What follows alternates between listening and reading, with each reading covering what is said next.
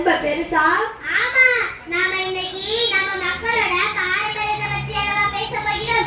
அதனால் தான் இப்படி கூறுகிறேன். அக்கா, என்ன பாரம்பரியத்தை மட்டுமா பேச போகிறோம்? இல்ல, அதனால நம்ம நாடு எவ்வளவு பசுமையா இருந்துச்சுன்னு அதை பற்றியும் பேச போகிறோம். அதனால்தான் இன்றைய நம்ம தலைப்பு பசுமையும் பாரம்பரியமும் அப்படிங்கிறதுதான். அக்கா, ரொம்ப பொருத்தமா எடுத்திருக்கீங்க. இன்றைய சூழல் நாடும் நாட்டு மக்களும் ரொம்ப ரொம்ப கெட்டு போயிருக்கு. அதை சரி பண்ற நேரம் இது. அதனால அக்கா சொன்னேன். அப்படி இல்லடா, இந்த தலைப்பை நாம எடுத்ததே இல்ல, அரசே ஆலோசனை பண்ணி நமக்கு கொடுத்திருக்காங்க. அதன் மூலமே நமக்கு தெரியாதா இந்த செய்தி முக்கியமானதுன்னு? சரி சரி, போதும் போதும், நிறுத்துங்க, விஷயத்துக்கு வாங்க. ஆமா மாமா, வாங்கம்மா, வாங்கப்பா, வாங்கண்ணே, வாங்கக்கா. வந்தானம்மா, வந்தானோ, வந்த சடங்கா குந்தானோ.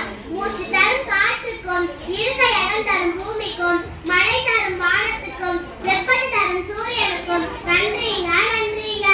அக்கா, பசுமை பசுமைன்னு சொல்றீங்க, அது என்ன?